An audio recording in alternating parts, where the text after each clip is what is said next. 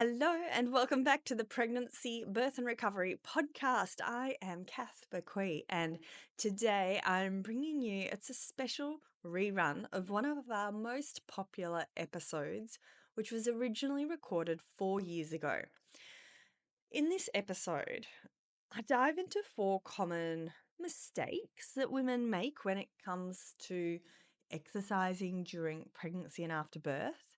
Now, I don't love the word mistakes because we're all doing our best with the information that we have.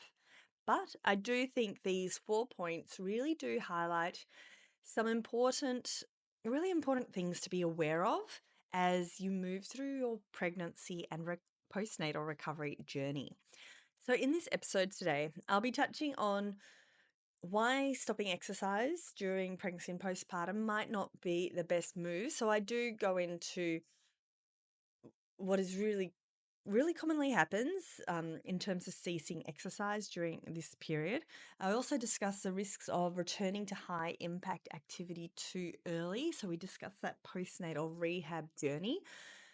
I discuss the importance of pelvic floor support, and we talk through how to get the support you need that can make the world of difference. So I won't give too much away. Stay tuned. But I trust you're going to love this episode, whether or not you're tuning in for the first time or you're revisiting this episode for a refresher. I really do trust that you're going to find it helpful and supportive and I guess empowering wherever you're at in your motherhood journey. So let's get straight into it.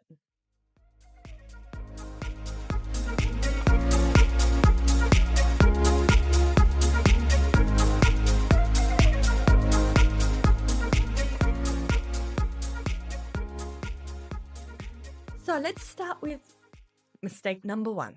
So a really common thing that happens during pregnancy and after birth is exercise stops. And it might stop for a whole variety of reasons. Perhaps morning sickness has slowed your motivation. And you know what?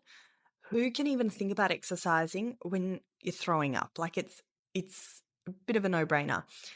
Perhaps you lack confidence or the know how to exercise. I hear so many women saying, oh, now I'm pregnant. I don't want to do the wrong thing. I don't know what to do. Or once they've had a baby, they might think, oh, I don't want to do any damage. So I do hear those sorts of things quite a lot with that lack of confidence. And it just makes people sometimes stop exercising. Another common reason why exercise might stop is that you're too tired. Perhaps you're a mother of a newborn and you've also got a toddler running around. You don't get any time to rest. I totally get it. And then the other issue is being too busy. So this is really common. Perhaps you work full time from 9 till 5, you're pregnant, you get home from work and you just cannot fathom leaving the house to go for a walk or go and do exercise. And you know what? I totally get it. And this might be unavoidable, and it often is unavoidable.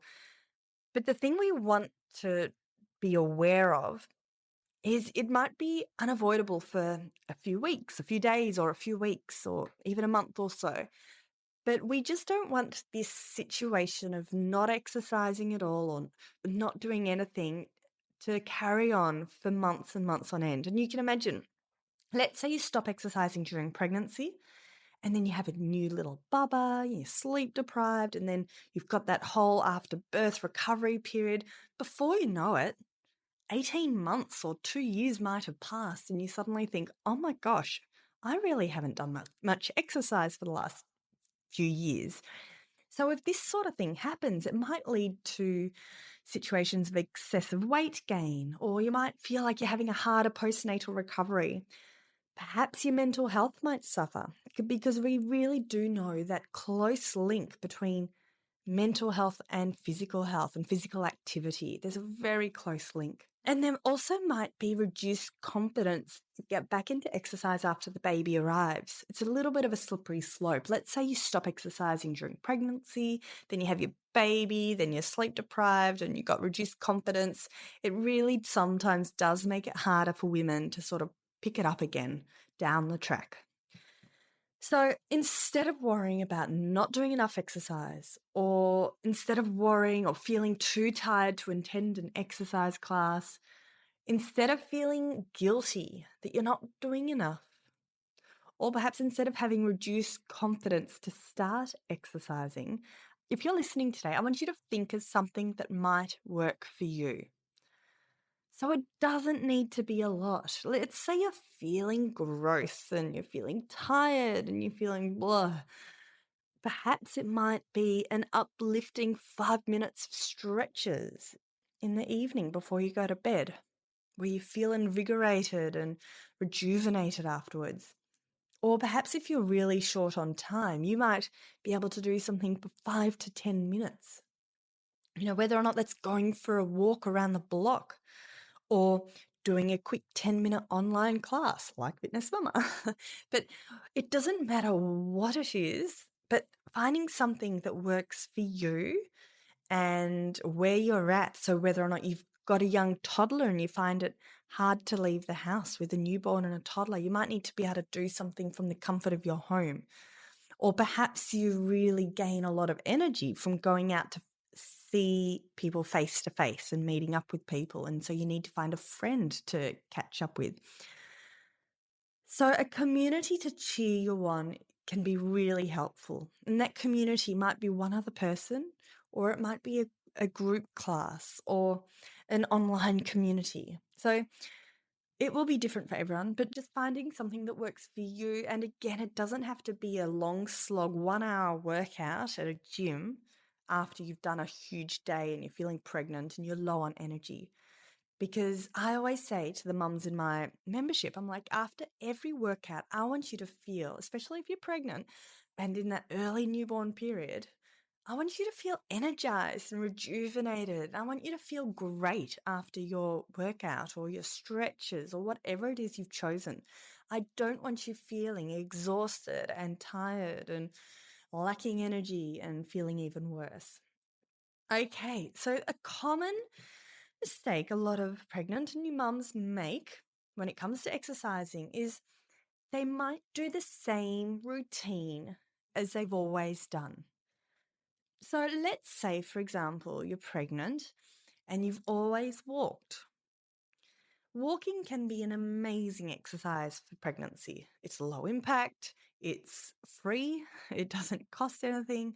But the problem with walking potentially is if you develop pelvic girdle pain or low back pain, you might find walking irritates your pain and perhaps it starts to make it a bit achy to sleep at nighttime and you're tossing and turning at nighttime. I often recommend if mums are achy and sore or tired and you've got pelvic pain or back pain, I actually recommend you pull back on the walking for a few weeks to see if we can settle down that pain and discomfort and we substitute it with a different exercise. So in Fitness Mom membership, for example, we've got a whole lot of stretch and release exercise or workouts, and we've also got some pelvic girdle pain friendly workouts. So sometimes it's just a matter of pulling back on the walking or that whatever aggravating activity it is, just for a week or two to nip it in the bud, but we substitute it with something else. And then let's say, for example, maybe you've had your baby and you really want to get back into running. And running again, it's great for fitness, great for managing weight, it's great for your mood, and it's great to be able to get out and get back into running once you've had your baby. And so many women are super keen to get back into running after pregnancy, after childbirth, which is great. But I always recommend to my clients, my members, with getting back into running, it's not so much a matter of waiting until a certain time frame has passed. It's more about thinking, what steps have I made in order to make sure my body is strong enough to get back into running? Because you don't want to get back into running too soon before your body is ready and then run the risk of injuring yourself or having pelvic floor issues or some other issues, which I do commonly see in the clinic down the track if women get back into something too early. So rather than thinking, yep, I'm 3 months postnatal, I'm going to get back into running, I'd much prefer to think about, okay, let's make sure I've got my pelvic floor strength. Let's build on my core strength and all my abdominal muscles and make sure I've got my body strength, my leg strength and power. Build on your endurance and your fitness levels first before you slowly start a running plan. And I actually have a 12-week return to running plan for that reason inside the membership, because so many mums want to get back into running, but I really do think it's important we tick off a few steps at a time. Going back to the mistake number 2, doing the same routine, do be aware that during pregnancy and postpartum, it might be really important to modify your routine or adapt it, because we don't want to lead to have issues of pelvic girdle pain or have inadequate attention to the pelvic health. You don't want to be putting too much pressure through the pelvic floor before it's ready and cause any issues with your pelvic health.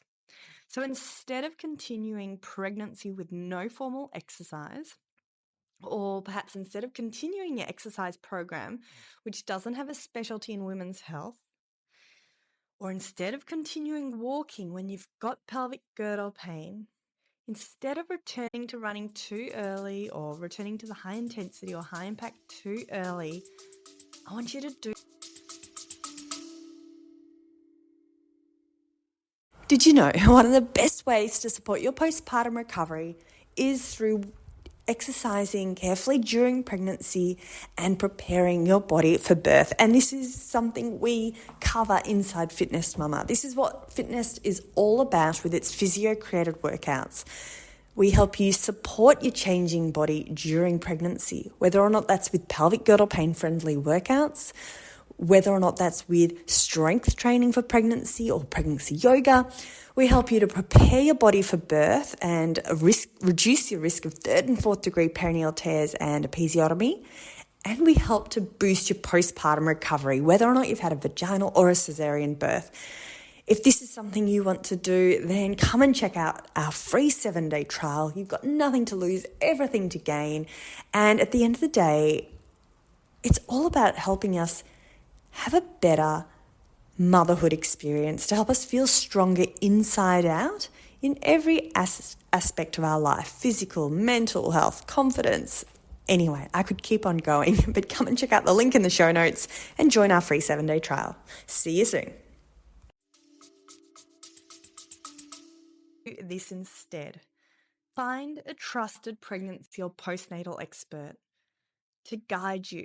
Because, as I said, walking is a fantastic exercise during pregnancy, but my ultimate goal, mission, was that every woman that was pregnant and postnatal knew how to access quality pelvic floor and core control exercises and make sure their body is provided with the energizing strength and stability it needs to help support them during pregnancy and postpartum. Sometimes a good old walking program, yep, it's great for general fitness, but it's not really targeting your pelvic floor or your core muscles, all those muscles that sometimes are jeopardized during pregnancy and childbirth. Okay, so never pushing into pain is a big one. Or also, if you have pain at nighttime, this is really common, ladies. So many women have pain at nighttime, but not during the day. And I really do feel if you can be aware of what you're doing during the day, sometimes that really helps with the nighttime aches and pains that you have when you're in bed.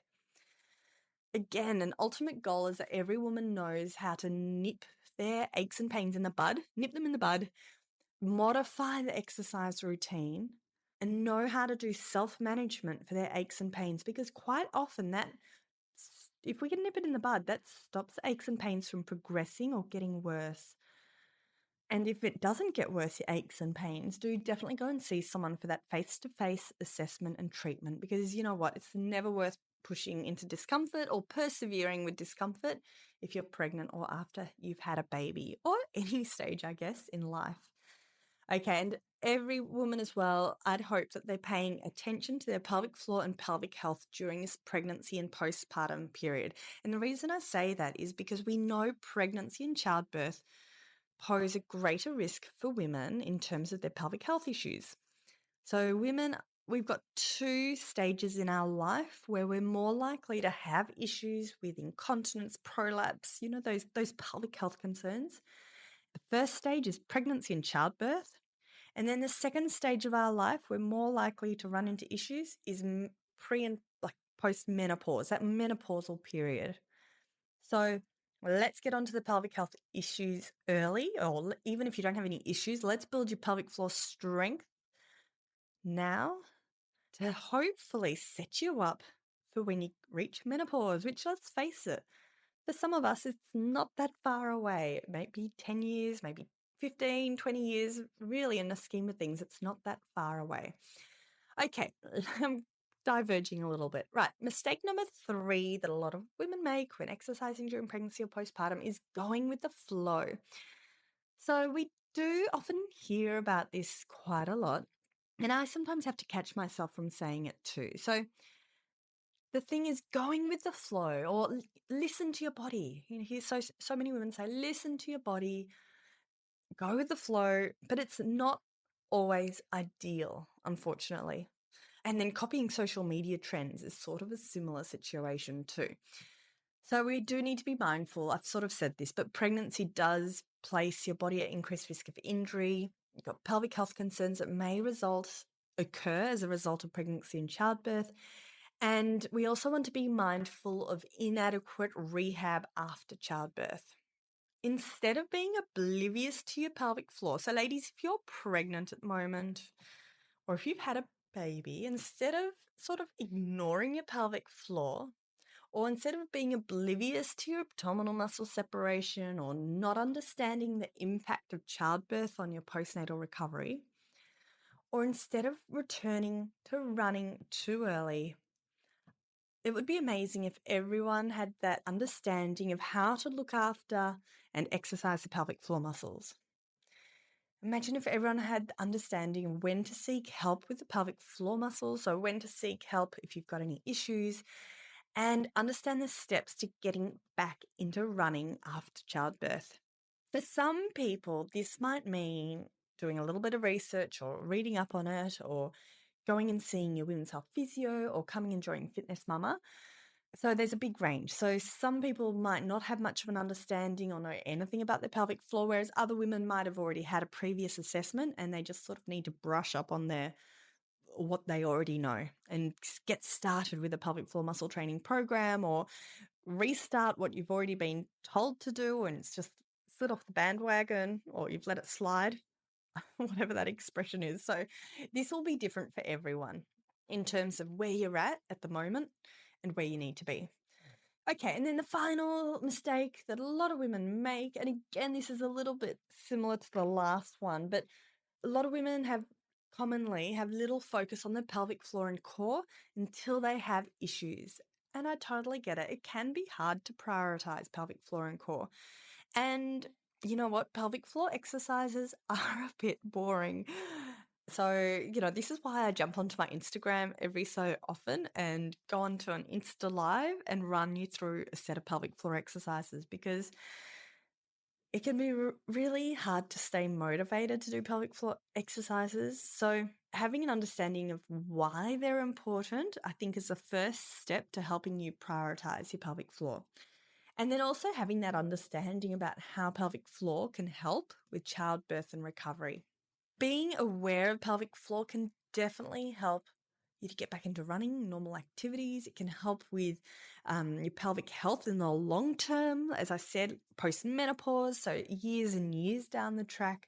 And having that awareness of your postnatal recovery can help to speed up your postnatal recovery. Because if you're aware of some basic things, what to do, what not to do, it can definitely help to speed it up. And when I say speed it up, I don't mean hasten it or make it quicker than it should be. What I mean is providing that framework so that your body has the best environment possible to allow that recovery to occur. So similar sort of thing. Instead of being oblivious to the ways you might be able to help your pelvic floor and core during pregnancy, childbirth, and postpartum, or instead of not understanding what your perineum is, or ways to reduce your chance of perineal tears, or episiotomy, for example. I just did a podcast episode last week about what your perineum is and how being aware of it might help to reduce your chance of perineal tears and episiotomy. So go and listen to last week's episode if you don't know what a perineum is. Yeah, instead of ignoring your pelvic floor, it would be amazing if everyone could understand ways to help protect the pelvic floor during pregnancy. So some common ones here is avoiding constipation on the toilet, avoiding that downward strain and that grunt that you might get with straining on the toilet, or even when you're lifting something heavy. Yeah, so they're the big ones, is understanding basic ways to help protect your pelvic floor during pregnancy. And a lot of that does come down to avoiding the constipation and that overstraining, but also being aware of how to lift your pelvic floor muscles and how to strengthen your muscles. Also understanding ways how to prepare your body for childbirth.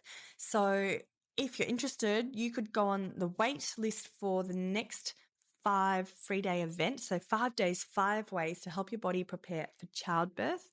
We just had one in March 2021, the first week of March, but there will be one coming up in a few months. So head to www.fitnessmama.com/challenge and you can put your name on the wait list for how to prepare your body for childbirth. 5 ways, 5 days to prepare your body for childbirth.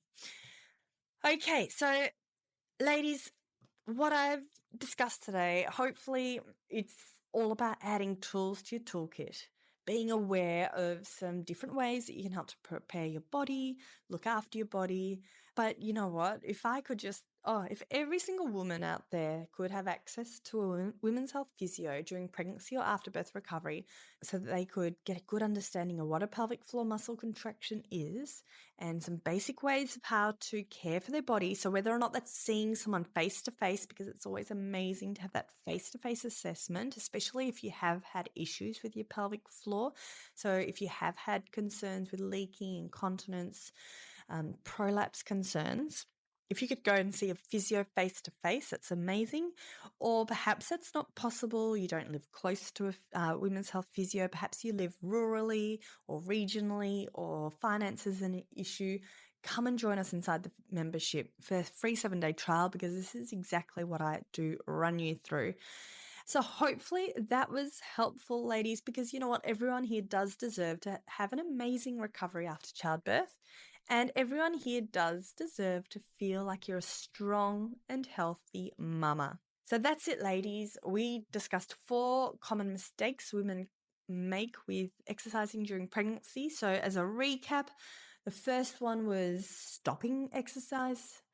The second one was doing the same routine as they've always done.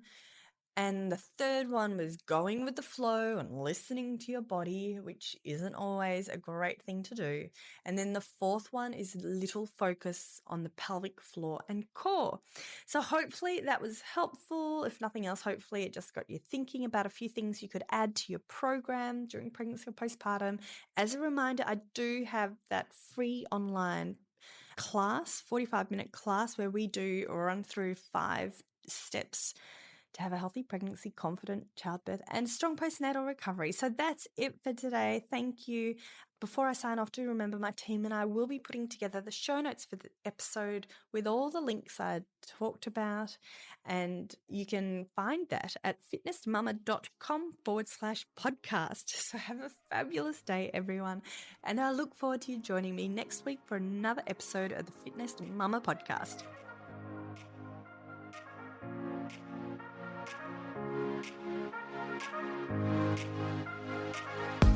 Thanks for listening to the Fitness Mama podcast, brought to you by the Fitness Mama freebies found at www.fitnessmama.com/free. So please take a few seconds to leave a review, subscribe so you don't miss an episode, and be sure to take a screenshot of this podcast, upload it to your social media, and tag me at Fitness Mama so I can give you a shout out too. Until next time, remember, an active pregnancy, confident childbirth, and strong postnatal recovery is something that you deserve. Remember our disclaimer: materials and contents in this podcast are intended as general information only and shouldn't substitute any medical advice, diagnosis, or treatment. I'll see you soon.